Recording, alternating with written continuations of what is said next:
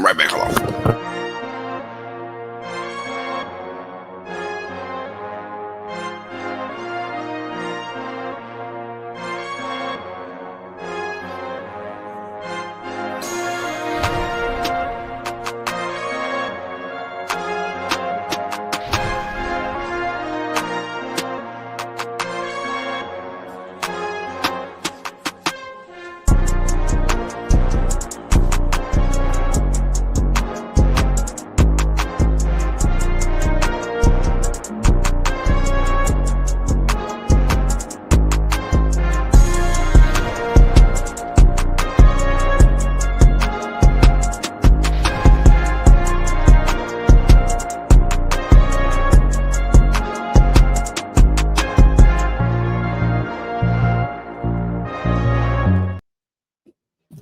NFL Nation, how you doing? Come on in. Welcome to As the NFL Turns, baby. It's week 10. It's week 12. We're live and we're brought to you by the Come On In Sports Network. I'm one of your hosts. I'm Dolph Jackson. I'm also host of the Keeping It Real Who That Sports podcast. But I'm not alone today, baby. You see my brother in the building with me. Man, introduce yourself to the family. It's your boy Carlos Clayton. I am one half of Uneducated Sports Star. PJ is not with us today. She's having a fun time somewhere else, y'all. But hey, we're in the building, man. Week 12 NFL action. It's going down per usual. Another crazy week we're expecting from this NFL season, man. Yeah, another crazy week, man. And a lot of things on the line, man. Listen, we are right around the corner from Thanksgiving. Matter of fact, Thanksgiving's Thursday. So that playoff picture, man, becomes very, very, very, very, very muggy, cloudy. Some may say clearer. I'm not sure. But for some teams, this weekend's games, today's games, man, will put them possibly in a situation, in a scenario that they are unaccustomed to. I'm actually speaking about two teams in the AFC.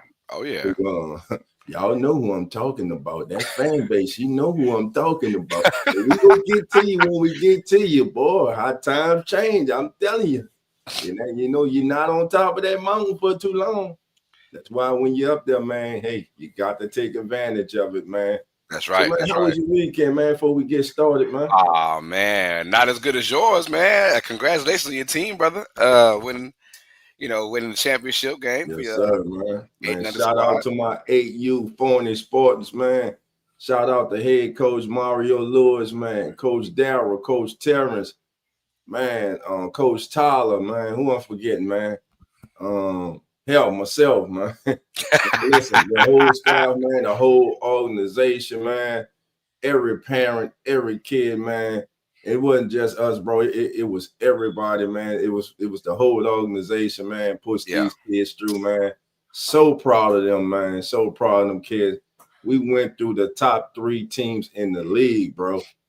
3 weeks in a row to win that thing. So we left no doubt who the best team is in the Northwest Texas Football Association 8U class, baby. It's the Forney Spartans, baby. Hands down. Shout out to Chandler Owens, who was our defensive MVP. And, man, look, he was our MVP all season long as he made the game-clinching intercept.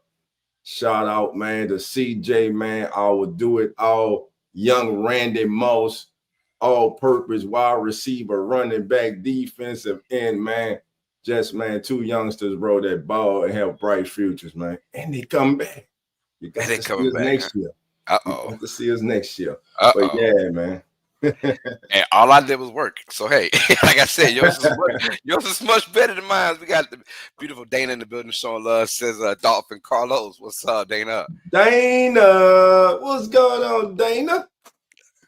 All righty, man. Listen, we got 14 as the family starts to come in. Listen, we trying some new stuff here, man. We're not only streaming on YouTube, Facebook, X, but we're also live now on Playback TV. If you're not part of the Playback TV family, what you waiting for, baby? Hit that link. Listen, we're going to have live NBA basketball the entire year. Carlos will be calling live NBA games this week. And guess what? You can join Carlos live on Playback TV and watch the actual game with him. Man, you Playback TV, your home for live sports. We're proud to be a partner with Playback TV. So yeah, we'll put that link in the chat for you guys. Matter of fact, there it is right there. Wow. Come on in, Sports Network, right there. Hit that link right there. Type it in. Go to Playback TV. Join the channel. Carlos, Zach, myself, Nine. We'll be in there all season long, giving you live play-by-play NBA action as it happens, man. And man, let's get to the day, man. Let's get to why we're here, baby. Yes, sir. It is week 12, and we go start off, man. First game on the docket, man. Hey, the Jets and the Ravens. I told you we are going to talk about one of these teams. And we talk about it right off the bat, baby. The Jets and the Ravens. The Ravens right now, Carlos, they're the 10th seed in the AFC with a 5-5 record. The Jets 2-8, of course, 14th seed. But hey, you know, they're rebuilding. The Jets are in the rebuild. But man, the Ravens are 5-5. Lamar Jackson has put up solid numbers once again this season, but it is not accumulated to the normal win total that the Ravens are accustomed to. What, in your opinion, has been the biggest downfall of the Ravens so far this season? Hey, sad to say, it might be the head coach. And I know that we talked about being on top of the mountain for so long. Speaking of one team, and now we're talking about, hey, what happens when things go not your way? Can you sustain that? He's been the head coach now, what, 16 plus years, I believe, for the Ravens, and it feels like things are sliding when you have Derrick Henry and Lamar Jackson on your squad, and it's almost like you're still underutilizing Derrick Henry. That's a coaching issue, in my opinion. And of course, the defense, injuries happen to everybody, but it really hurt them to start the year off. But I gotta give them credit right now. They've won 3 in a row, I believe, or 4 in a row, and trying to find a way. Like the AFC North is nowhere near complete. The Steelers are the number 1 team, but right now they have no Aaron Rodgers at the moment, and they're not a great team. So it could be a chance for the Ravens to get back into the swing of things, because we always expect the AFC North to have at least 2 teams in the playoffs. It's looking like it might be one and done for the AFC North. So there is hope. But right now, John Harbaugh, and we spoke about this during the playoffs, and now in this particular regular season, is it time for him to, is it time for a change in that organization with John Harbaugh? I'm not quite sure. I gotta see how the season ends, but right now it's almost like, I know he's not the OC or the DC, but you have the ultimate say-so in what goes on with your organization, your team.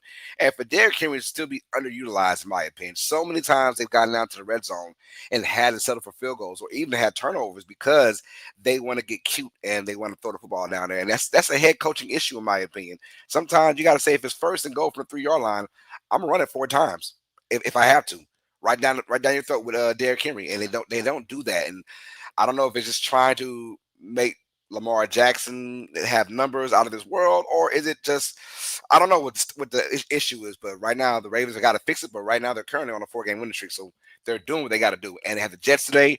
Give me the Ravens over the Jets, big time. Yeah, I'm gonna go with, I don't know if it'll be big time, but I'm gonna go with the Jets too. Lamar Jackson right now leads the NFL the 8.7 pass touchdown percentage and the 115.5 passing rating. Lamar has had a solid season. There's no doubt about that. To me, the thing that has surprised me, and I'm sure has surprised and disappointed, the Purple Nation, the Raven Nation, is the play of the defense, man. The defense at times this season has looked abysmal. What up, Demazi? A avid, true blood through and through, diehard Ravens fans. Says the Ravens defense were bad first 7 weeks. Our O-line is the worst in the league, though. Lamar's been sacked 23 times in 7 games this year. That's not a recipe for success, man. And listen, though they're going up against the Jets, they will have to deal with a young pass rusher in Will McDonald, who leads the Jets with 27 pressures this season. So we'll be looking for him to see if he can get home today against that performing and underachieving Ravens offensive line. But I'm with you. I think that the Ravens have too much talent, though they have underachieved this season. But they should handle the Jets today, and I think it'll be closer than people think. Actually, I think it'll be. I'm gonna give it Ravens 24, Jets 20. Okay. Just because of that Ravens defense, man. I just don't trust their defense, man. Gotcha. We have another game going on, y'all. Pittsburgh versus Chicago should be a good one as well. There Man. is no Aaron Rodgers, though. Unfortunately, if you're Pittsburgh Steelers Nation, he is out for the week. It will be Mason Rudolph that will step in this place to try and help the Steelers go. Yo, what's your thoughts on this game, dog? Who wins this, Chicago or Pittsburgh? Bears. Listen, Mason Rudolph is an okay backup. You had Steelers fans trying to talk themselves into him being a starter in the offseason before Aaron Rodgers deal got done. Listen, you know how far you're not going forward, Rudolph. Now, man, he was starting quarterback in the playoffs a couple of years ago.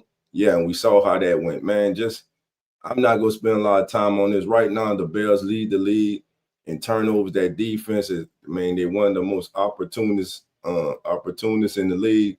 Defensive-wise, Dennis Allen has that bunch flying around. Give me the Bears today in colors. I don't think it'll be close. I think the Bears will win by 2 scores today. I'm going with the Bears. I'm going Bears as well. I'm gonna have it closer, but I think Lawrence, give me a thumbs up if you're ready. It'll be to a point. It'll be to a point where I feel like the Bears will be in control this whole entire game. With Rodgers now not being in there, you put a lot of pressure on Mason Rudolph to make the right plays. And this Bears defense, although they give a lot of yards, they're very opportunistic under Dennis Allen, and they get a lot of turnovers. I can see that happening. And it's in Chicago. It's cold. It's it's windy out there. 12 o'clock start time. Yeah, man. Go ahead and give me Chicago. Closer game. I'm gonna say Chicago. I'm gonna go Chicago 21 and give me Steelers 13, 21-13.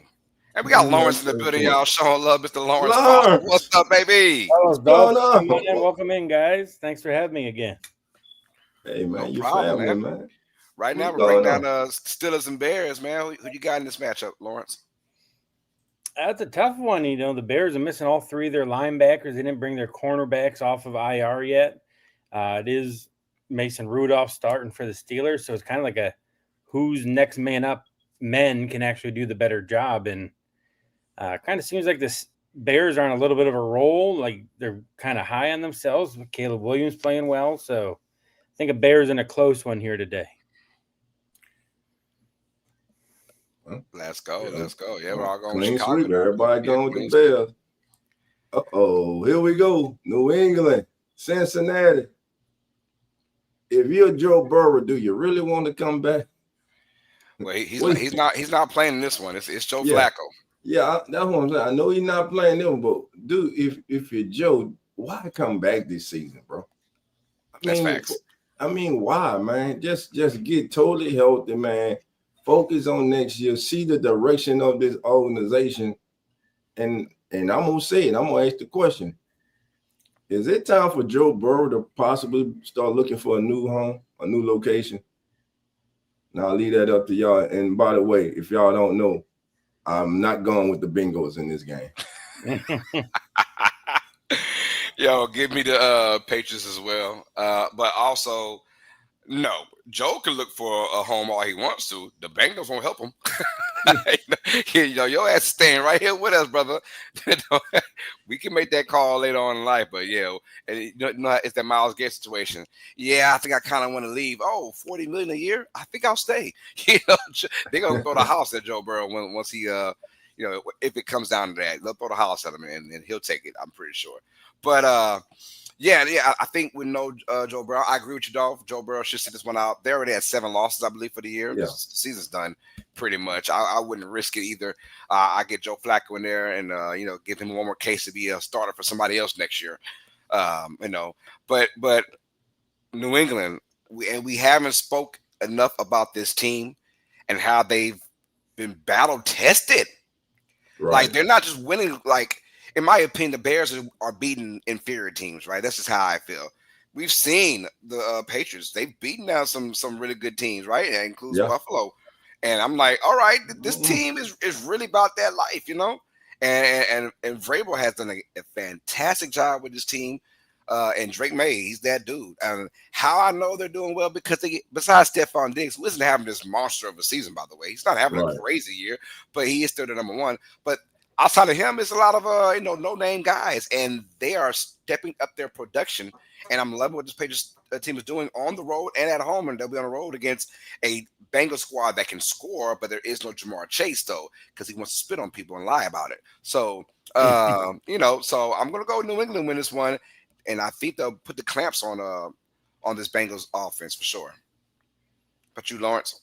They're going to put the clamps on the division. And when you mentioned Buffalo is a good team they beat, Buffalo is not a good team. It's been a long time since I've been on here, but the Bills are awful. And they are going to be awful. They're going to miss the playoffs. But so I don't know who New England's beat because Buffalo is crap.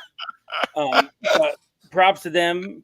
At the beginning of the year when we did our preseason predictions, I know a lot of us were talking about Vrabel being the big change that New England needed, and you're seeing his culture instilled this year.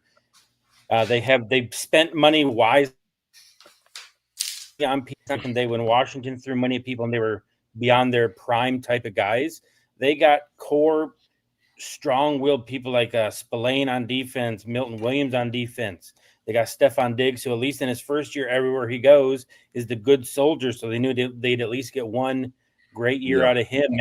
Mac Hollins, who played with the Bills last year, is one of those culture guys that the Bills sorely missed this year. And you see that energy and passion he brings to that team. So New England is just, and this was supposed to be like one of their let's get close to being good years. It's really scary and crappy to think about that. They're going to probably make another Super Bowl after Brady before the Bills ever do. So Patriots strong here. They don't have to play Burrow. They don't have to play Jamar Chase. They'll continue their dominance and their strong run right now. Got a clean sweep, y'all. We got the Patriots over the Bengals. Good old clean sweep. Nobody got along with it right now. But hey, Lawrence, you sound like you're a Bills fan. That's what it sounds like to me. sound like you a hardcore Bills fan. I still have faith in Buffalo to at least make the playoffs. Not the division anymore, but the playoffs. I got him in there, man.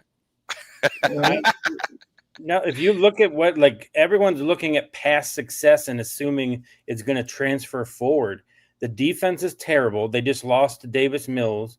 Their running defense is absolutely atrocious. Really bad. Josh Allen, unless he plays like Superman, has nothing around him weapon-wise to do anything. And their offensive line is starting to show what they are. So they still play the Eagles. The Bengals are going to tear them apart. The Patriots still, the Steelers. The Myles Garrett's going to have 8 sacks when he plays them. He's going to set the record for the all-time season and one-game record. So it's not looking fantastic to be a Bills fan right now. And I mean, I think it's realistic. 2 out of the 3 of Chiefs, Ravens, and Bills. 2 out of those 3 could realistically not even make the playoffs this year, which is insane. Yeah, that's crazy, man. All right, let's keep rocking on it, y'all. We got the New York Giants taking on the Detroit Lions this one. Giants officially without Jackson Dart again, as he cannot clear concussion protocols, and the Lions coming off that slacking they took. Not even a slacking, but I mean it was a bad game by Detroit, and then their standards last week. So yeah, they're back at home now, feeling good about themselves in that turf. Giants will have Jameis Winston. We know about that. Win, lose, or draw. Jameis Winston is always must-see TV for that squad. Lawrence, who you got in this one? Giants or Lions, brother? I want Jameis to win. I love him. Like the energy he brings, the eating the W's. I want to see his post-game speech after they win. But I just don't see that happening. The Lions have been alternating wins and losses for quite some time. And this seems like their traditional, all right, we're going to bounce back and just annihilate somebody type of game. So, I mean, like you mentioned last week, the score didn't say they were shellacked, but if you watch that game, like they were just dominated. And that's after everyone's talking about Campbell taking over play calling, and they put up a 40 burger on the Commanders. Then the next week, look what they dropped that. So they're going to be that extra fire to be like, all right, look, we are who everyone thinks we are, and I feel sorry for the Giants. They're going to get it, especially being at Detroit this week. Yeah, I'm going also with Detroit. And you're right. The whole Dan Campbell thing. Look, it is cool when you go for it on fourth down, sometimes, and you get, let's just say, 50%. Man, they were going for it on fourth down like it was no one's business. About 8 or 9 times they went for it on fourth that particular week against the wrong team. By the way, you just don't do that against a really good Eagles defense, and they couldn't get nothing going on. It was cute when you play the Commanders because the Commanders just beat up. Let's just keep it real. They're just done for the year, offensively and defensively. They just have no bodies there, literally. And then so you put up a 40 burger, whatever it was, against them, and now you want to come against Philadelphia, and you only put up 7 points or whatever that was. I agree though. Detroit does bounce back in this game because it's a difference when you play at home on that turf where you're wearing shoes. Everyone's a lot faster, and the crowd's for you, not against you. And then when you go outside in the elements, grass, you got to wear cleats now. You're about 0.5 seconds slower. Things don't work your way. It don't work out your way. But I think right now they've got an opponent in the Giants that's I'm not going to say packing it in, but they already fired their head coach. They might fire their GM when the season's over with. So right now they're just trying to get done with the season. I feel like that's what the Giants are doing, besides Jameis Winston, who gives them some kind of hope. But give me the Lions to bounce back in a big way. They were about 2 touchdowns, in my opinion. Well, not much to see in this game besides, like Lawrence said, Jameis Winston. Again, when Jameis on the field, get your popcorn ready. It's going to be a show. Feast the famine, one way or another. Now, one thing to look forward to in this game is individual matchups. And I'm talking about in the trenches, man. Brian Burns going against Penei Sewell, arguably the best offensive lineman in the league. You can put who you want up there. Penei Sewell is that dude. This season, he has let pressure reach his quarterback on just 5% of his pass sets, which is the second lowest in the league, with a minimum of 150 pass blocks.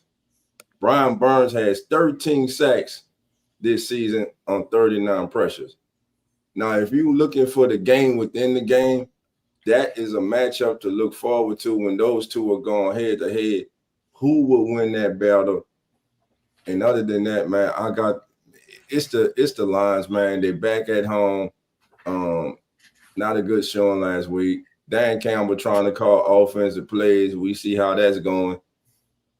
Right now, the Lions, man, they're going backwards to me. They're going backwards. The team that was on the cusp just 2 years ago now seems to be falling back, man. So they have some changes that need to be made in Detroit, but they should win easily today over the Giants. Got a clean sweep out the Lions over the Giants. We feel like that. Now getting It's to the easy today so far so good, but it might change right here, y'all.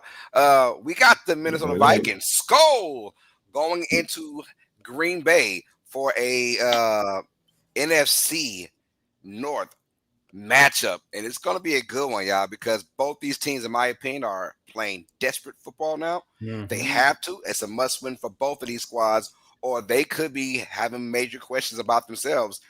I'm going to start off with you first, Dolph. Who you got win this game, man? Vikings or Packers? Is J.J. McCarthy starting for the Vikings? Yes, he is. Give me the Packers. That I ain't got nothing more to say about this game, bro. All right.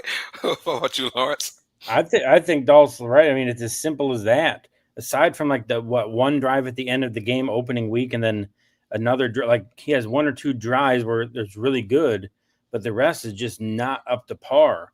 And you look at what the rest of his quarterback class is doing, and the Vikings seem to have made a big whiff on drafting McCarthy and hitching their wagon to him. They let Daniel Jones go. Look what he's doing. They let Sam Darnold go. Look what he's doing. And they're going to, like Dolph said, you're going to see more of it. J.J. McCarthy is probably the reason why. And it's going to be a Packers win. I'm gonna go with the Vikings, y'all. There it I'm is. gonna go Minnesota, and here is why. I don't know. No, I'm playing. I'm playing. No, no, I'm going Minnesota, man. Look, I don't trust Green Bay. I just don't. In these big moments we've seen over and over and over this year, they want to find a way to shit the bed. It don't matter if it's at home or on the road or whatever. I got a feeling this game will be very, very close, and I don't trust close games with this Packers team right now. Do I trust them with the Vikings? Not so much either, but obviously McCarthy has a long way to go to be decent in this league. He's got a long way to go. But I do believe that Aaron Jones and company are going to make an impact in this game and try their best to keep it close in the fourth quarter. If that's the case, I trust Minnesota over Packers. Not saying much, but I do trust the Vikings in a very, very close game. I think it's going to be a low-scoring game. Give me Minnesota 16, Green Bay 13. And you talk about like trusting, like this could be like a really ugly game at the end of like both teams losing the game themselves, but the other team loses it worse. Right. That's probably why it's going to be close, like you said, and it's going to be entertaining in the fact of like who's going to be the one that like you said, poops the bed. Yeah. So I'm looking at Green Bay, and I know that they are favored to win this game, and they should win this game. But I'm still going Minnesota. But Green Bay has been in this position now at least 2 or 3 times this year. You're like, oh yeah, that's a dub, man. And they find a way to just not look good. And that offense, it was decent last week versus the Giants, so I give them credit in that fashion. But man, I'm still nervous for this Packers team. I'm just hoping that if they do find a way to win the division, they're gonna need that, because they're gonna need that weather. They're going to need that outside factor and that home crowd to get them through the playoffs, because I don't see them taking this kind of style on the road and winning the game. So we'll find out what Green Bay is all about in this particular matchup. We'll see. I got it. I'm not going to say 50-50, but boy, I got it like 60-40, but I'm going to go with the 40 side with the Vikings. And you look at their losses, like you mentioned, their offense, like their defense is only giving up like 14 points in their losses. You can't find a way to put up 17 points against the Browns or Panthers, and you lose those games. It's just weird. It's just how they're playing, and then I don't trust it. This game here, if they can find a way to win this game, and I say comfortable or just win it, I can put a little more trust into the Packers. But right now, I gotta see it to believe it, man. Yeah. Y'all want to talk about this game right now, Dolph? Colts and Chiefs? No, let's skip that one. Let's keep it rocking. You want to talk about Seattle and Tennessee? No, I'm playing. We have to? Yo, we got Seattle taking on number Tennessee. One draft pick on the line, baby. I'll tell you what. Does anybody remember the old NFL primetime where Stuart Scott went on and he got the crap games to have to do the highlights too? Yeah. This is a Stu Scott game right here. Honor to you, Stu Scott. Shout out to Stu Scott. May he rest in peace. R.I.P., man. R.I.P., man. One of the GOATs out there. All right. Look, Seattle versus Tennessee. I got Seattle winning, but I do not, and I repeat, I do not like what I'm seeing from Seattle. I'm not. And when I say that, this game, don't get it twisted, they're probably going to blow out the Titans. When I say blow out, probably win by like, let's say 12 or more points. How about that? But what I'm seeing from Seattle, a.k.a. Sam Darnold, once we always see it, when you get in those big-time games, right? And we saw it last week. We saw it against the Rams where he just once again pooped the bed, right? It feels like there's a constant with him in these particular games. Now, against a team like Tennessee, he's going to probably light him up because that's just what he does. But I want to see Seattle, how they're going to react for the rest of the year, because this is a measuring stick game right here to see if they can bounce back from that ugly loss. Tennessee still has pride and heart, and their defense can play well at times. So maybe they can, I want to see Darnold early in this game. Does he throw an interception? Do they have a costly turnover to start the game off? That's going to let me know how this game goes. But if he does get a touchdown or whatever, I feel like they'll be in control from this from start to finish. Give me Seattle to win this game. And I'm going to go win it by 10. I'm going to say 30-20. How about you, Dolph? Man, you are giving the Tennessee Titans too much credit. 30-20. This man, what I am afraid of right now, and please bear with me for a minute when I say this. I'm afraid that Cam Ward is on the path of becoming today's David Carr. Remember when David Carr went to the Texans, and that kid got sacked so many times in his rookie season. Cam Ward's been sacked 41 times, guys. We still got 6 weeks to go in the season. Facts. 41 times this kid's been sacked, man. That's an atrocious, man. No running game, no consistent running game to help him. No really alpha dog at wide receiver, a tight end to help this kid, man. And him being sacked 41 times is ridiculous, man. I dare say he gets sacked almost 70 times this year. It's a possibility. Nah, dealing today with this front four from Seattle, which really does not have to blitz. You saw what they did last week against Matthew Stafford, man. Listen, this defense is real for Seattle, man. And speaking of real, let's talk about the leading receiver in the National Football League, Jackson Smith Ignigba, with 1,146 yards. And guys, that's 238 yards more than the guy who has the second most yards in the league, which is 908 by Cowboys wide receiver George Pickens, man. So I'm definitely going with the Seahawks, but Carlos, it won't be 30-20. It may be 30. It may be 38 to 13. Trying to get Titans some love because they at home, man. You done rolled home. It don't matter, bro. Yeah, I think you're both, and I think you nailed it, Carlos, in the sense of it. The only chance Tennessee has is if they can force like a turnover early and they get into Darnold's head of like, all right, here we go again. That's the only other than that, I think they're going to roll them. If Darnold starts off and JSN and him have that connection going, like Dolph mentioned, it's lights out. Not even going to be halftime. It's going to be people heading to the exits. So that first quarter is going to be very essential. This is going to be any sort of competitive. I don't think it will be. I'm more in line with Dolph of probably like a 17-point game type of deal. But yeah, I mean, Seattle last week with 4 interceptions by Darnold still had a legit chance to win the game at the end. The team around Darnold is really strong. Yep, we're all going to clean sweep with Seattle, as we should. We got a decent one right here. It means a lot for Jacksonville. I know that. Jaguars taking on the Cardinals in Arizona. There will be no Kyler Murray once again. It's Jacoby Brissett taking the spot. Who, by the way, congratulations, broke the record for most completions in one game, 45. I was like, yo, that's got to come in a loss, right? And it did. Obviously, you throw the ball that many times, you're probably losing that game. But anyway, shout out to Brissett for that. But the Jaguars right now currently in the playoff format so far for the AFC, and they're trying to find themselves staying there because you got a team in the Texans, who are creeping up behind them. And, of course, you have still to fight the Colts who are leading that division. So Jaguars are in some kind of weird spot, but I think even Jacksonville, you got to love it no matter what. Start with you, Lawrence. Who do you have win this game, man? Jaguars or Cardinals? I'm probably going to be the lone wolf on this one, but I think the Cardinals are going to win this. I'm not a big fan of Trevor Lawrence. I haven't been since he came out. BTJ isn't playing again today. Obviously, Hunter's done for the season.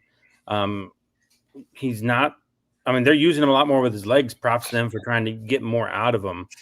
But, the Cardinals with Jacoby Brissett, I think, are a more potent and consistent offense, even if the rest of the team isn't. I see McBride having a big game against that defense. So the Cardinals, I think, who are desperate to just get something positive going, I think they're going to get it today against a Jaguars team that is one of those, what are they, up and down? I think that it's going to be a down day for them. So give me the Cardinals in this one. You might not be lone wolfing it. Maybe Dolph. We'll see. I'm going with Arizona as well. Pretty much for everything that you said, I don't trust the Jaguars in the situation. Can they get this win on the road? It'll be tough. This Cardinals team is very pesky, and they stay in games all day. And For some reason, I trust Arizona more than I do Jacksonville when it comes down to a close game. These are one of those games where if the Jaguars can continue to win games against teams they should beat, I will feel a lot better about them. They're not, though. They're not that kind of team right now. And I'm going to go with Arizona to win this one. Give me a really good close game. I got the Cardinals 24. Give me Jacksonville 23. How about you, Dolph? All right. Man, thinking about this game, I know Trevor Lawrence is we got Trevor Lawrence's biggest fan here in Lawrence. Lawrence loves Trevor. He's just saying that. He loves Trevor Lawrence. With that being said, man, this is a tough one. It is. You are what your record says you are. So with that being said, I'm going with Jacksonville, man. I think Jacksonville gets it done. Despite Trevor Lawrence, as Lawrence would say, despite Trevor Lawrence and no BTJ, no Brian Thomas Jr., I think the Jaguars will lean on their running game, play action pass. I believe they'll go in Arizona, they'll win. Now, for my fantasy owners out there, if we need a tight end and Trey McBride is available in your league, take him. If Jacoby Brissett, he been took it. Yeah, if Jacoby Brissett is available, you might want to take him because these two have a chemistry. McBride has caught 6 touchdown passes in 5 games that Brissett has started this season. Crazy work. But guess what? When the regular starter, Kyler Murray, was starting, and I'm talking about 39 games that him and McBride played together, he only had 5 touchdowns. Kyler Murray's time, I keep saying it, may be over in Arizona, man. Give me the Jaguars. All right, hold on. First of all, I apologize. I got along with mines earlier. I picked the Vikings over the Packers. So, oh, there goes my long wolf, y'all. My bad. How about you, Dolph? I ain't got the long wolf. I just went. Nah. Me and Lawrence been the Cardinals. We picked the Cardinals. Oh, damn. Hey. Baby. Yeah. Let's go, man. All right. Hey. Ooh. All right, now. Juicy. This is the juicy one, y'all. We Juicy, got baby. Sanders about to make his NFL starting debut as a Cleveland Brown as they take on the Las Vegas Raiders. I know that NFL fans are salivating whether you're for him or against him, which I think is ridiculous right now, but that's another story. But Browns and Raiders are going to touchdown this game. Both these teams ain't worth a damn right now, honestly. But we got to break this down because of the Shedeur Sanders factor into this one. And, of course, playing in Las Vegas, this game could be the future for the Browns. We'll find out how it is, how they're going to play. And I like the fact that so many people are invested into this. And this is a game that is these two teams combined for how many wins? I think, 4 wins so far? They combined, or 5 wins? So a lot of hype surrounding this game because of one player. It tells you how much Shedeur Sanders means to a lot of people in the world. Browns versus Raiders. I'm going to start with myself first. I'm going to pick Cleveland in this matchup. And it's not even because of the Shedeur Sanders. I don't care who was starting. It could have been Dylan Gabriel, Joe Flacco, whoever. This Raiders team is bad. And the fact that they put so much emphasis of reaching out to Geno Smith. It was Pete Carroll that wanted Geno Smith, by the way. He wanted him. And don't get it twisted. I thought it was a good idea to have him as a 1 or 2 year kind of starter. And then you hope he does a great job. If not, he does a decent job and you find your starter in year 3 or 4.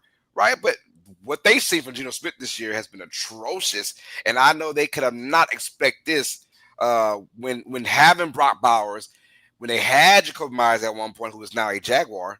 Is that true? Is he a Jaguar? Yes, he is. Myers? Yeah. Okay, yeah. I'll make sure I have the right team. So when you had that team locked in place and Geno Smith was looking like a rookie quarterback, 6th round pick that had no clue what the hell he's doing right now after the second read. And he has been like that all year long. And people are going to say, oh, the O-line is bad. No, it is not. They're decent. It's the quarterback play that's bad. And now you take on Myles Garrett. Yo, Mister, I can get 4 sacks in my sleep in one game. Mm-hmm. I like this Browns defense to come in there and mollywop Las Vegas, making it easy for Shedeur Sanders to win this game. Or if you're Shedeur, you gotta be like Davis Mills. No, not saying be Davis Mills. What I'm saying is you have to have that mentality is when Mills played in these 3 games, 3 starts, 6 touchdowns, 1 interception, right? You have to help win the game. Don't be the reason you lose the game. And that is what Shedeur has to keep in mind. I think he will do that in this game. As long as the coaching staff doesn't put him in bad situations, I think the Browns win this game. I'm going to go Browns 20, Raiders 13. How about you, Dolph? Finally, Shedeur Sanders gets his first chance. Last week, all the haters of him, they were happy. He went out there and he was abysmal. 13% passing completion percentage was just awful. Now, there were those who were making the excuse that, hey, no reps in practice at all, which I don't understand, not even with the scout team, but can't be said this week. That cannot be said this week. This week, you got all the first team reps. And Carlos said something that I never thought I'd hear someone say on the podcast, on live TV.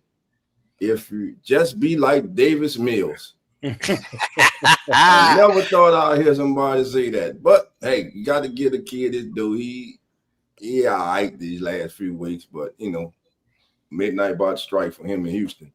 But Shedeur Sanders today going against one of the most disappointing teams in the league in the Raiders. Like you said, Carlos, they brought Geno Smith in to be that veteran presence, that stable, that guy at quarterback that can hold down the fort and and push this thing in the right direction. Listen, you got an all-world tight end in Brock Bowers, who was just, man, well, we hear that generational talent thing thrown around so much, but when it was thrown around about Brock Bowers, it hit bullseye because that's what he is. Yes. This kid has 151, listen to me, 151 receptions in 24 career games. That's the most by any tight end in the history of the NFL in their first 2 seasons in the league. And he needs 9 today to join Odell Beckham Jr. as the only players with 160 or more receptions over their first 25 career games. He ain't been the problem with the Raiders. Quarterback play has, coaching has, personnel decisions has. So there's a lot going on with the Raiders now, man, and Cleveland's not no better. But Myles Garrett, again, this is a game that this is not a game that you are tuning in because you want to know it has playoff complications. No, this is a game you tune in to because you're a Browns fan, you're a Raiders fan, and you love football and you want to see greatness.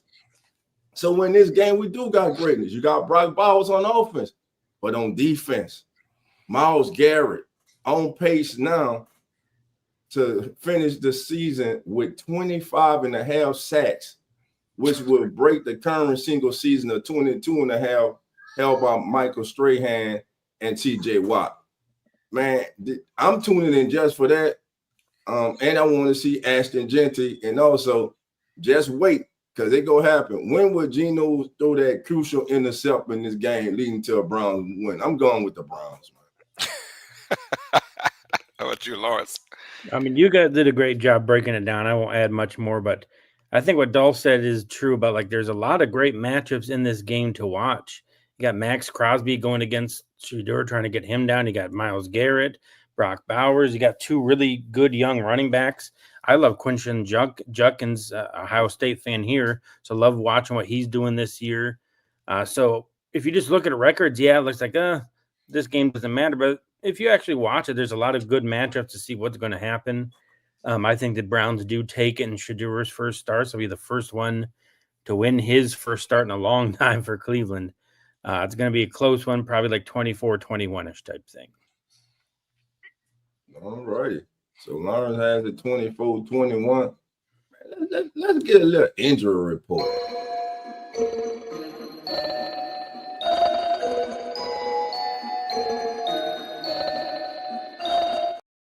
All right. Quick injury reports out there for our fantasy lovers and just lovers of your team. All right. Well, he's out. Lawrence's favorite tight end is out, Dalton Kincaid. He would not practice he didn't practice this week. He out with a hamstring. Josh Jacobs, he's questionable today, but right now, I believe he's a go for the Packers. He's out. He's out. He's inactive. They just said all right. So Josh Jacobs is inactive. Carlos pick might come true. As for Seattle, Kenneth Walker, the third glute, he was limited in practice. They had him down as questionable. Of course, Jameis Winston gets another start as Jackson Dart is still in concussion protocol, though he practiced in limited basis this week, but he is still out this week. And we talked about this earlier. Joe Burrow, don't come back, bro. You got a 1% chance of making the playoffs, and if your team wins today, they got a 2% chance. Don't come back, man. Makes no sense at all. Not at all. You got a 2% chance. Yeah, you got a 2% chance. And now down there on the ticker, well, why you put about Dylan Gabriel? Well, it's big because he's in concussion protocol, and that means that Shadul gets to start today, so we will see. There's no more excuses for the Shadul lovers out there. He's had first-team reps the whole week. There's no more excuses. He got to go out there and perform. All right. Now, who else we got? Now, Drake London, he's out today. Penix, quarterback, is out. The richest backup starting quarterback to me in the history of the NFL, Kirk Cousins, takes the field for Atlanta. Man, Kirk Cousins has a hell of an agent, man, because everywhere he goes, he gets $100 million damn contract. So Kirk Cousins looking to lead the Falcons, who are on a 5-game losing streak, as they take on their arch rival, the New Orleans Saints, today. And for the Buccaneers, good news for Baker Mayfield, as he will get help back, as wide receiver Chris Godwin is expected to play today against the Rams. So that's good news for the Bucs, who have been hit hard by the injury bug, especially at the skill position. So that's our injury report for the day, guys. Let's go. Drake London being out for Atlanta. Kirk Cousins needs all the weapons he can have with that very, very bad offense they got going on in Atlanta right now. And having Drake London out can be very, very tough because that Saints we're going to touch on that game. We'll talk about it in a minute. Yeah, you're right. So let's keep it rocking and rolling, you guys. We got a really good one, y'all, in the NFC East. Very good one. That's right. Eagles versus Cowboys, man. And this is going to be one of those games where it's definitely a must win for Dallas. You lose this one, and your playoff chances, or your division chances for sure are gone. Playoff chances are very, very slim now, and that was a quote unquote huge win for the Cowboys last week against the Raiders of all teams. But now we got Dallas at home taking on Philadelphia. I'm gonna start with you first, Lawrence. How do you feel about this team, Philadelphia versus Dallas game? Who's going to win it? It's hard to believe like how long ago that week 1 game was that they played. The Cowboys played them tough. And Carter spit on Dak before a down was played, so got ejected in that first game. Dallas's offense, I think, if they can keep Dak upright, they can put points up, and that's going to force the Eagles to get out of their comfort zone of just kind of grinding games out. Like, they're so ugly and boring to watch. It's unbelievable. But hey, who cares if you're an Eagles fan? Wins or wins. They keep winning. They do it right. Dallas' defense starting to play a little bit better. I know they have not the best competition, but Quentin Williams finally he's getting his groove in. I don't think that Cowboys can pull an upset, but I wouldn't be surprised if they do. So give me the Eagles in one of their classic, just how do they win it type games. You look at their stat sheet at the end of the day, probably Hurts are going to have like 150 pass yards, and but the Eagles, I'll take them. I do have to duck out, gentlemen. I want to say before I go, Bills suck. Chiefs are going to. I'm a Bills fan. I can say it. They're terrible. Yeah, no, you're good. You're good. But the Colts gosh, I really hope they put the nail in the coffin of the Chiefs today. That's the only silver lining for me of the Bills being awful is the Chiefs are worse this year. Have a great one, guys. All right, We'll Lawrence. talk to you later, man. That's Lawrence, man. From my brother Lawrence Foster, man. Host to Come On In Bills and SNS Bill Talk, man. Part of the Come On In Network family, man. Yes, all right, hello. So let's keep it going, man. Speaking of this game, man, I'm live right now, man. All right, man. Jerry want to talk to you, Carlos. Oh, Lord. Hey, what's up, Jerry? What's going on with it, man? Carlos, I expect a better reception than that, my friend. You saw us Monday night. You saw the real Cowboys, what we did Monday night to the Raiders. And I hear you guys in here talking about the Eagles. And shout out to Mr. Lawrence as he just left out. He was talking about Steven, what's the quarterback name for the Eagles? Jalen Hurts. I mean, 150 passing yards, man. That seems like that's his mark. But mine, man, that little rascal has 8 wins in his career when he has fewer than 100 passing yards. But my golly, that won't be the day, baby. I guarantee you that. Carlos, says we're going to put the clamps down on him today, and we're going to force him to have to pass for 350 yards, and he's not going to be able to do it. We're going to take it today, Carlos. And I spoke with Dolph last night, and once again, Dolph, congratulations to you and them foreign Spartans, man. We're so proud of you guys, man. Thank you, Jerry. And with that being said, how about them Cowboys? Thank you, Jerry. I appreciate you, man. Jerry. Before you go, Dolph, I'm going with Dallas to win this game. I'm going with Dallas, and I'm only going by history. I feel like every time now Philadelphia goes into Dallas, they can't win. They can't win. And I said it before the year started. I said Eagles will beat the Cowboys in Philadelphia, and then Dallas beat the Eagles in AT&T Stadium. I just feel like right now Dallas is going to score a lot of points in this game. Can the Eagles kind of keep up? That's my thing. Now I know it's easier said because hey, Carlos, the Cowboys got a very bad defense. Well, they added some pieces and got pieces back too. They added Quinn Williams, and then they got that's a big piece. Overshown over there as well off injury, and he's on game number 2 now. So let's see how Wilson. And then we got Wilson from the Bengals as well. So I mean, they got a different type of defense, which means they're not as bad. I always know that you can't just add these guys in and they'll just be the best defense on planet Earth. Right. What Charles Barker said, you could dress a pig up and put lipstick on it, but it's still a pig. Still a pig. You know, it's still a pig. So what I'm saying is, but I think they'll do just enough to slow down Philadelphia. Now, can Philadelphia score more than 20 points? We'll find out. But right now, I'm going to go with the Cowboys to win this game. I think the Dallas wins the one. I'm going to go 27-20. Give me Dallas. Well, I'm gonna follow suit, man. I think the boys get it done today, man. And get back to 500. So I think I got the Cowboys in this one, man. 24-21. Man, if they do win though, you won't hear it all. You won't hear the end of it all week. Cowboy fans gonna be on it. We gonna win the Super Bowl. they gonna skip the division, go straight to the Super Bowl, man. Right. All right, man. Hey, NFC is wide open though. It is wide open. It is.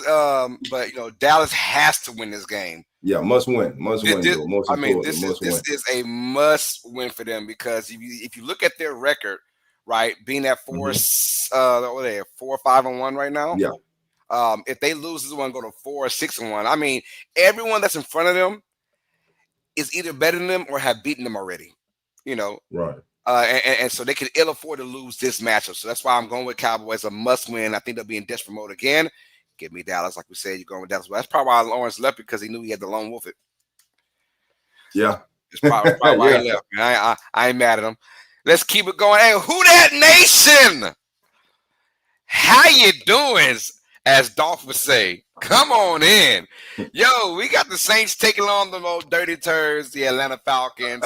And I love to talk that mess, man. I didn't say that. Carlos said. Hey, you know how I do it, man. This game is so big because Drew Brees will be here commentating this game. It went from the 12 o'clock slot to now it's a 3:25 game.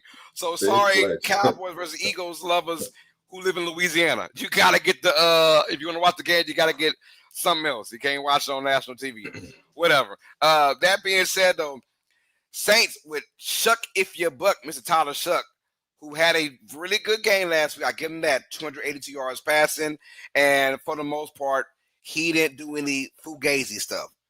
This Saints team now with Chris Olave looking like a decent number one for the time being. It's just one game, but we'll see how it plays out this week. But I like what New Orleans is doing, and shout out to Alvin Kamara. Alvin Kamara came back to life last week as well, 80 yards rushing, and we got to keep that going. As far as Atlanta goes, boy, I mean, I don't know what to call this Falcons team right now. You just don't know what you're going to get, and then now you have Penix being out for the year, and Kirk Cousins looking like Kirk's other cousin. I don't know who that is, man, but he has not looked good at all this year, and it's kind of like, it's time to go, pretty much. But I'm going to go New Orleans in this game, and I think it will be close because it is Atlanta versus New Orleans, obviously. But give me the Saints on defense to make Kirk Cousins' life live in hell. And I'm going to go with Cam Jordan getting 2 sacks, baby. Stack them up, baby. So I got a Cam Jordan jersey on right now because I feel like he's going to get him some sacks against his old friend in Kirk Cousins, a.k.a. Matt Ryan Jr. How about you, Dolph? Well, let me go here. I'm going to take my fan hat off. I'm going to put my analysis hat on, baby. One of the more disappointing teams in the National Football League is these Atlanta Falcons. You got arguably one of the most exciting all-purpose backs in the National Football League in B. John Robinson. You had, unfortunately, he's not playing, Drake London. You got tight end. You got a defense that is greatly improved, especially that pass rush with those rookies that you selected in this year's draft. But yet and still, you come into this game after beating Buffalo on a high a few weeks ago.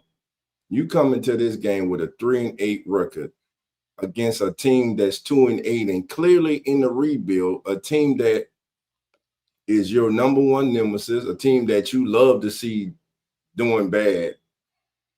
And if you lose your 6th straight game today, you will be in last place in the NFC South behind them with a 3-8 record also. Now, the fan of me is going to come out, and I'm going to say, I hope that's exactly what happened because I don't like y'all ass. I love you. I respect you. Shout out to my Falcon family members over there. Red Stone, my boy Cowboy, the Dixon way. Shout out to my family over there. But today, man, I know that the Falcons have lost 5 straight, but this is what makes me nervous about this game. Everything that says that the Saints should have an advantage in this game and should win means that I believe the Falcons are going. Yeah, I'm sorry, who that nation. I hope I'm wrong, but I think the Falcons are going to come in here and they're going to beat the Saints 2-8, and we ain't good. We ain't good, y'all. We ain't good. So give me the Falcons, man. And really, is a must win for them because if they lose to the Saints today, Morris could lose his job and Fontenot could lose his job. Yeah, so you got jobs on the line today. And again, as a Saints fan, I really hope that happens. But as an analysis, I got to go with the Falcons colors. Nah, I'm not mad at that. No, hey, you all what your record is, man. These two teams are combined 5-15, bro. We both ain't worth a damn right now in this NFC. But one team wasn't bragging all season. One team wasn't picked by the so-called experts to challenge Tampa Bay and be one of the surprise teams in the NFL. You know. No, that's true. That's true. I don't hear that fan base. Y'all rising too far up now, is you? Speaking of Tampa Bay got a huge Sunday night Man, matchup they in gotta get Los back on Angeles. track. Yes. Oh man, right now they're on a 2-game slide, right? Yeah. Yeah, 2-game slide for the Buccaneers, and I mean, you kind of have, are we that scared of Carolina? No, but you also don't want to keep losing these games, you know. So Right. uh, let's get it, man. Buccaneers at the Rams. Look. The Rams played. How can I say this in that Seattle game? They clearly were the better team. It just Hmm. didn't show in the actual game. Seattle's defense, give it credit, very, very good. But also the Rams defense, a lot of credit too. They annihilated Sam Darnold and company. It's just that the offense, for some reason, could not capitalize on points, and that's a rarity for the Rams, because with Matt Stafford and his crew, with Puka, and Devontae Adams having a crazy year as well. You thought they would capitalize. They didn't, but it's one of those games where they still were in control the entire time. My Super Bowl representative for the NFC still looks good in the Rams. I'm going to go Los Angeles to win this game as well against Tampa Bay. Tampa Bay will lose 3 games in a row, unfortunately. But if I'm the Bucks, I'm not worried about it if I do, because we play in the NFC South. So, well, of course, you kind of want that respect. Now, you have Godwin coming back in, but it's in Los Angeles, and I think the Rams are going to just, fly high.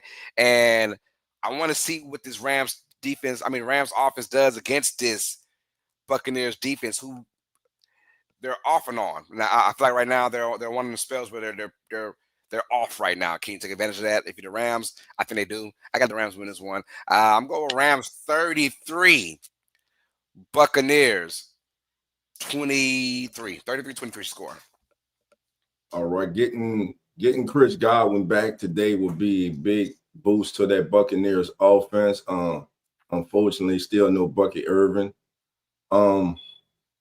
Carlos, last week, like you said, the Rams won a game. They won an ugly game last week. Mm-hmm. Last week, Devontae Adams had 1 catch, but it was for a touchdown. This Rams defense last week against Sam Darnold picked them off 3 times, man. I just love this defense for the Rams. They are building something. They're young. They're exciting to watch. And again, their head coach McVay, I think he's one of the brightest minds in football. And Carlos, something that's I don't think enough people are talking about anywhere. Matthew Stafford has to be the MVP leader this season. Him and Jonathan Taylor. Yeah, because he has surpassed Taylor now because of the few bad games that Taylor's had. Well, subpar games for the kind of last season. Time we saw Taylor, he ran for 200-some yards against Atlanta in Germany. They're off a bye week right now. So the week before that, but yeah. Stafford's just been so consistent. Listen, to me, yes. I don't know how you feel or others, but I feel Matthew Stafford is a Hall of Fame quarterback. Oh, he is. Oh, yeah, no doubt. We're watching greatness right now, and when a lot of quarterbacks would be slowing down, he is putting together an MVP season. And this Rams team, I'm telling you, they pushed the Eagles last season. I'm telling you, this team here, this may be the NFC representative in the playoffs, man. Tampa Bay again, they have been hit with the injury bug. Both sides of the ball. Baker Mayfield's last couple games have not been that good. They were in that game for a while with Buffalo. They got away from them late, but now you come back against the Rams. I'm going with the Rams. And like you say, the good thing for the Bucs is you're in the NFC South. You got to play the Saints and you got to play the Falcons. So now I don't know if you want to play the Panthers, but I just said that. Yeah, it's a good reason. You're regular. So yeah, I'm going with the Rams, man. Nah, I hear you on that. I hear you. Both going with the Rams in this one. Although it should be a really entertaining game for Sunday night football. Most definitely. All right, now make sure I ain't hold on. Make sure we ain't skip. Okay, cool. Yeah, you put it in twice. That's why. All right, yeah. Let's go with Monday Night Football. Carolina Panthers taking on the San Francisco 49ers. And dare I say it, Dolph, a de facto playoff game. Yes. That's how I feel. And that's why I'm so intrigued about this matchup. Because if you have any sense of urgency, both these squads, you got to tell yourself, this is a must-win game from both these teams. A de facto playoff game. This is only week 12 of the NFL season, but both of these teams are at the bottom of the NFC playoff picture. And Carolina, we know about when they're good. When they're bad, they suck ass. And 49ers kind of the same ways, and they're teetering on, wins and losses. So I'm starting with you first, Dolph, for Monday Night Football. What do you expect from both these teams? Who's going to win? I'm a Panthers fan. I'm sitting here right now. I'm like, man, we're 6-5. We had some big win. Man, we beat Green Bay. We beaten the Falcons twice this season. But that's that game in the middle. I'm sitting there like, how in the hell did we only go 7 against the Saints? Mm-hmm. That's the problem with the Panthers right now. And this league is every game, no matter what, is about matchups, man. How do the Panthers match up against the 49ers? Better yet, how does the Panthers offense match up against that 49ers defense? Which, by the way, it ain't the same 49ers defense as it used to be. No. Right now, the Panthers, Carlos, have a 19% chance of making the playoffs. If they lose today, it goes down to 13%. But with a win, it goes up to 32. They're sitting ninth right now in the NFC, 2 games behind the 49ers. And we know when it comes to tiebreaker procedures and stuff, head-to-head is looked at. So if you're the Panthers, this is a big game for you. You want to win. If you win this game, you're 7-5 with the 49ers. And if it comes down to a tiebreaker, you have them head-to-head. And that could be the difference from you making or not making the playoffs. As for the 49ers, hey, you get your starting quarterback back last week. He comes out, he throws 3 touchdowns. They seem to be getting healthy on the offensive side of the ball. A win, they go to 8-4 and become a very dangerous team. But today, man, I got to go with part of me at first, I was going to go with the Panthers, but I just think right now I'm going to go with Brock Purdy and the 49ers that they're home. Though Bryce Young last week, man, he threw for over 400 yards, man. He has 10 game-winning drives in the full quarter and overtime in his career, which is a 83%, which accounts, for 83% of his wins as a professional quarterback. But today, I think the 49ers, man, get it done in a very entertaining and high-intense game. Give me the 49ers 27, Panthers 23. I like that. I'm going to go with the Niners as well. You broke it down everything quite elegantly, so I appreciate that. But yeah, I'm going with San Francisco as well. I just think their offense is back. I think Brock Purdy, we saw last week how they played, and George Kittle looked very good, and they're getting healthy at the right time. McCaffrey is going to be McCaffrey. He had a ball out game again, per usual this year. So I like San Francisco being at home. I like them, and my thing is Carolina, prime time game. Are they ready for these big bright lights? I don't think so. I think the Niners actually win in a blowout fashion. I'm gonna go with San Francisco 27, Carolina 10. Blowout, okay. Blowout. Carlos don't think it'll be close. Okay. They blow them out, man. I hope not. I hope it's a tight game, but we'll see.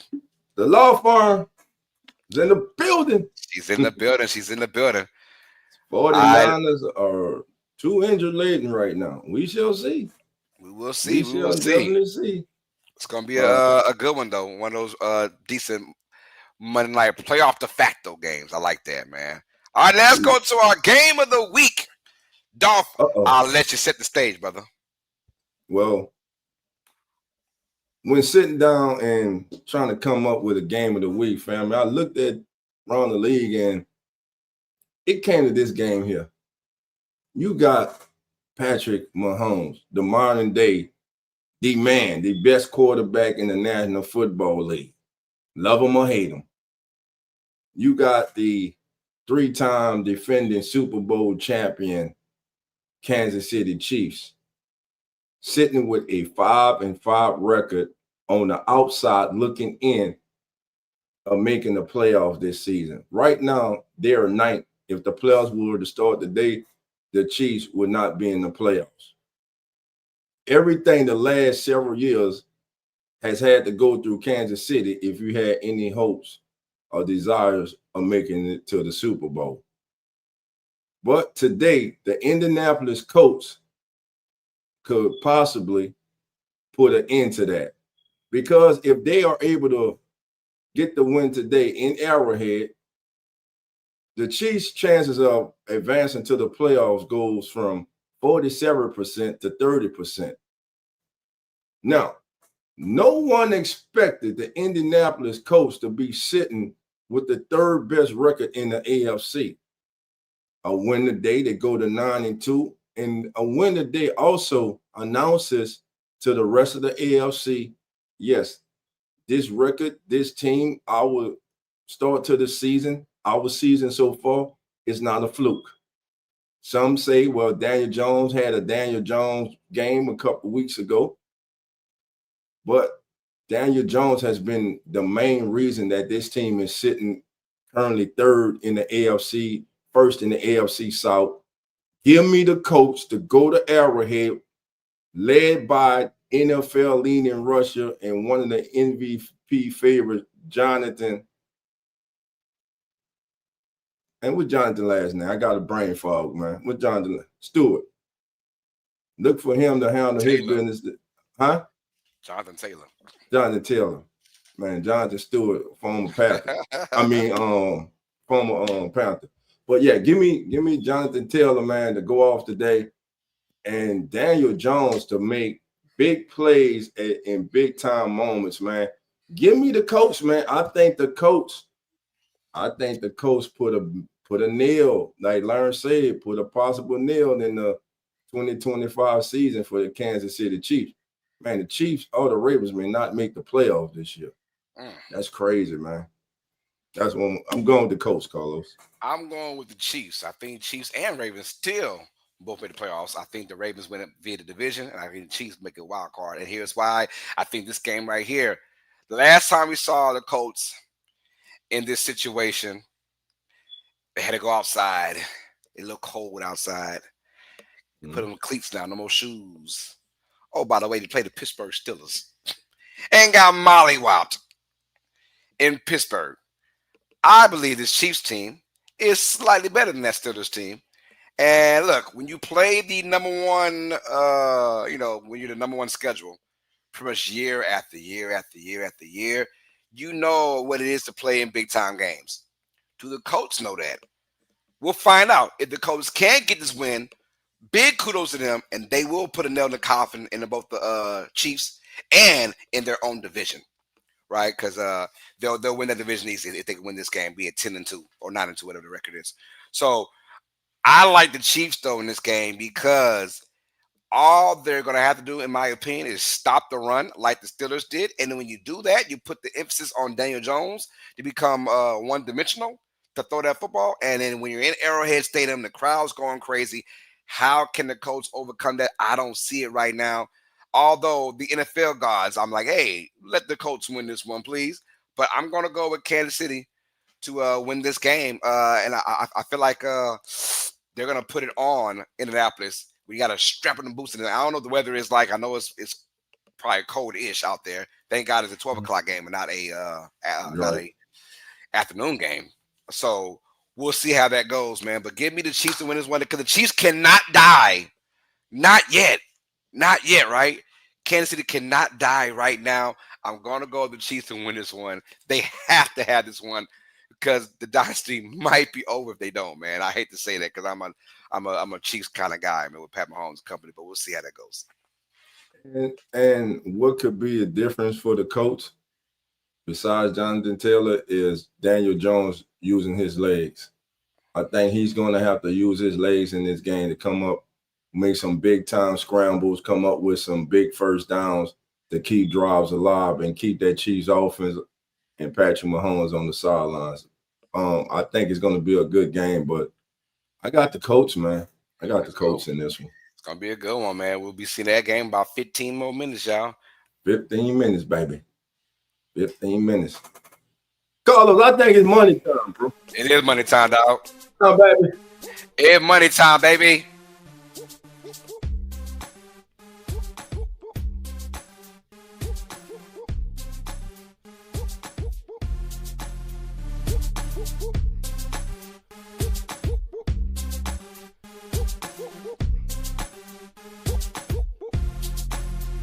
All right, y'all, let's get it, man. My homegirl not here today. PJ, she's gone, y'all, but I'm solo dolo, and it doesn't matter because let's win some money regardless, man. Yo, this week is called Desperate Measures. That's right.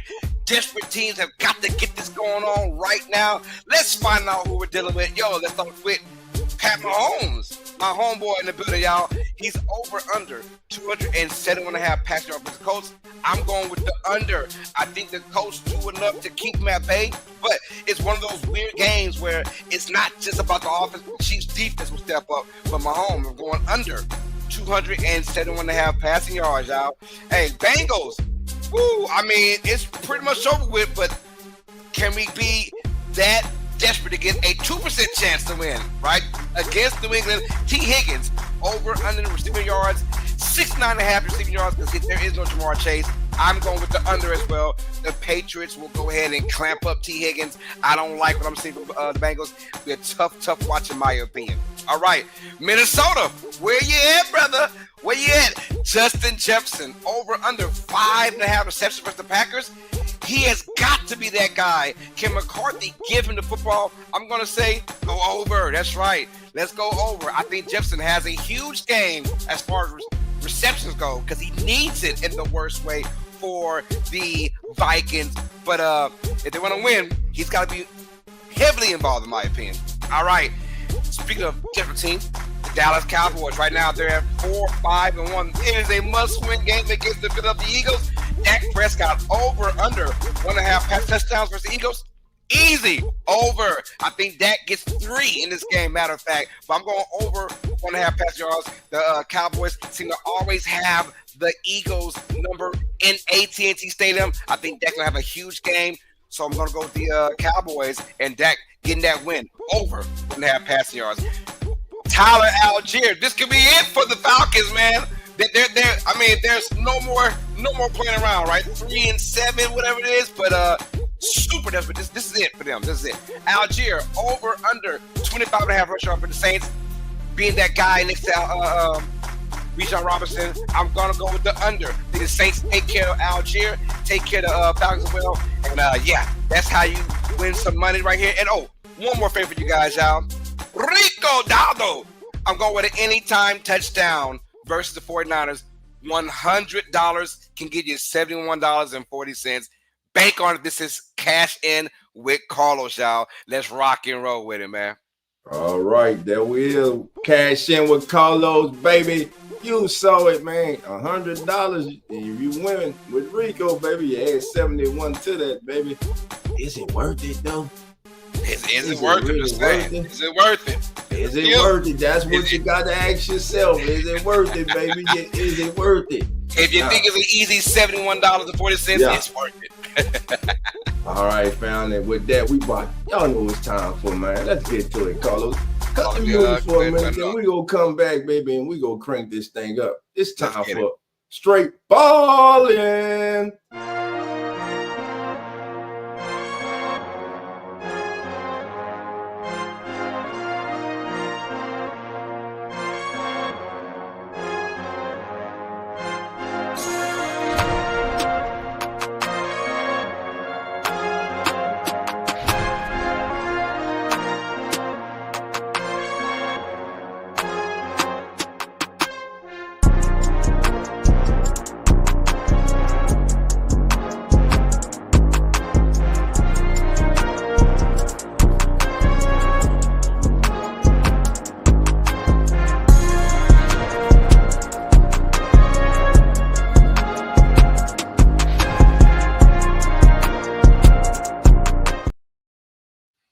All right, Carlos, give me the music, baby. Give me the music.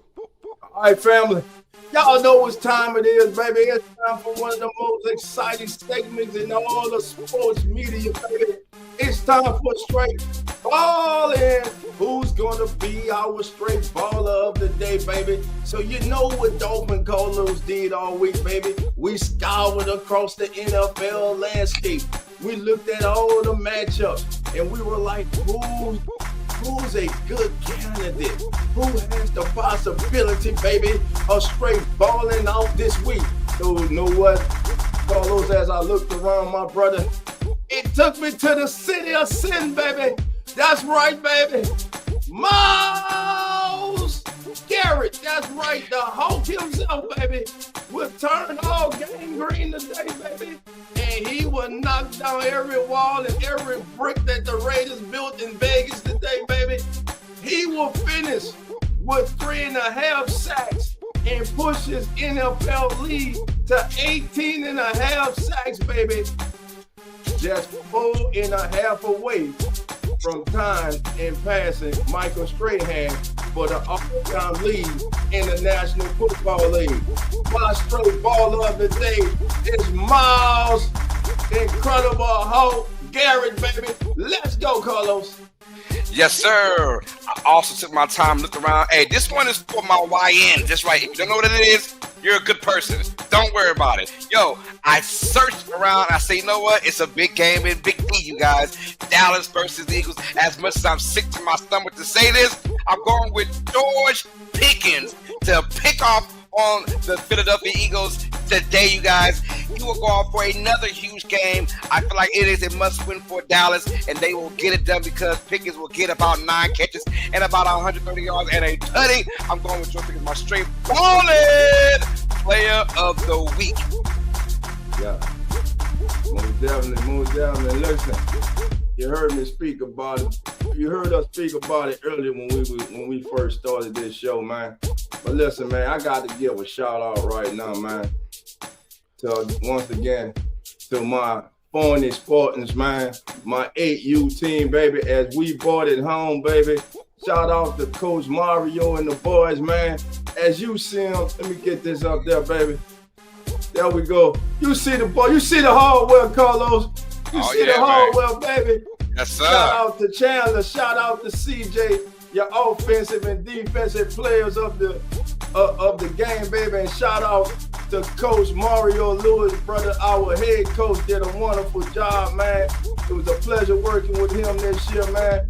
As you see our Spartans, baby, we got them things, baby. We got them rings, baby. We run NW, Northwest Texas Football Association, baby. Y'all go better put some respect on our name, baby. Put some respect on our name, baby. The Spartans, man. Shout out to y'all, man. Spartan Nation, what is your profession? Ahoo, ahoo, ahoo. There it is, baby. NFL Nation, this has been As the NFL Turns. Thank you for joining us. Hey, we will be back live next week, 10:05 a.m. Central. Zach may be in the building, 9 learns. Carlos, myself, and Carlos kick my sister PJ out. I got to call PJ and see what the hell is going on. Hey, she kicked herself out if you know her.